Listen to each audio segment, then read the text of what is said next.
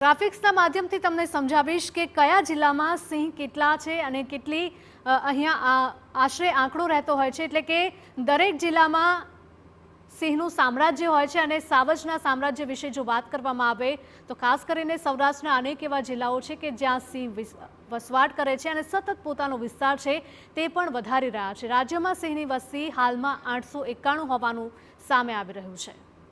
રાજકોટની જો વાત કરીએ તો રાજકોટમાં સિંહની સંખ્યા 6 હોવાનું સામે આવી રહ્યું છે। અમરેલીની વાત કરીએ તો અમરેલીમાં 339 સિંહ હોવાનું સામે આવ્યું છે। આ સાથે જ ભાવનગરની વાત કરીએ તો ત્યાં 116 સિંહ અહીંયા વસવાટ કરે છે, સિંહ પરિવાર વસવાટ કરે છે।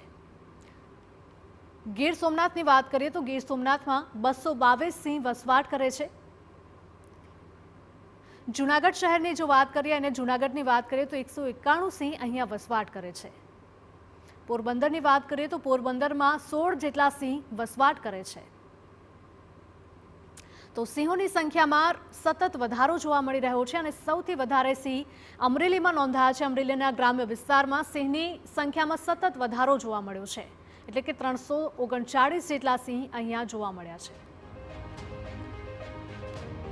હવે 5 વર્ષમાં સિંહોની સંખ્યામાં 217નો વધારો થયો છે તેવું સામે આવી રહ્યું છે અને સતત હજુ પણ વધારો થશે તેવી આશા સરકાર દ્વારા રાખવામાં આવી રહી છે। 5 વર્ષમાં સિંહોની સંખ્યામાં આશરે 32%નો વધારો નોંધાયો છે।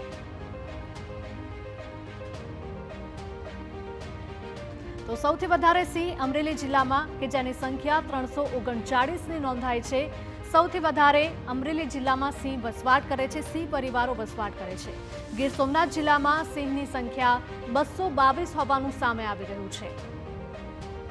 આ સાથે જ અન્ય જિલ્લાઓની પણ વાત કરીએ, જૂનાગઢમાં 101 સિંહ વસવાટ કરે છે, જ્યારે ભાવનગરમાં 116 સિંહ વસવાટ કરે છે। ભાવનગર ગ્રામ્ય વિસ્તારમાં પણ સિંહનો વસવાટ સ્થળ છે તે ગણવામાં આવે છે। આ સાથે પોરબંદરમાં 16 સિંહ રહે છે, રાજકોટમાં 6, દેવભૂમિ દ્વારકામાં 1 સિંહ વસવાટ કરે છે તેવું સામે આવ્યું છે। રાજ્યમાં છેલ્લા ઘણા સમયથી સિંહોની વસ્તી ગણતરી કરવામાં આવી હતી। સુરેન્દ્રનગર, મોરબી, જામનગરમાં કોઈ સિંહ નથી નોંધાયા।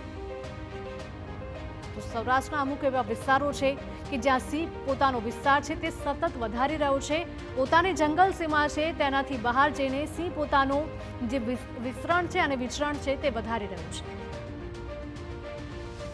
આ સાથે જો આગળ વાત કરીએ મિતિયાળા અભયારણ્યની વાત કરીએ કે પછી ગીર નેશનલ પાર્કની વાત કરીએ કે જ્યાં સિંહની વસ્તી છે તે 15% વધી હોવાનું પણ સામે આવ્યું છે। નેશનલ પાર્કમાં પણ સિંહોના સંવર્ધનને લઈને ખાસ ધ્યાન રાખવામાં આવી રહ્યું છે। ગીર નેશનલ પાર્કમાં પણ સિંહોની સંખ્યામાં વધારો નોંધાયો છે। તો ગુજરાતમાં સિંહોની સંખ્યા સતત વધી રહી હોવાનું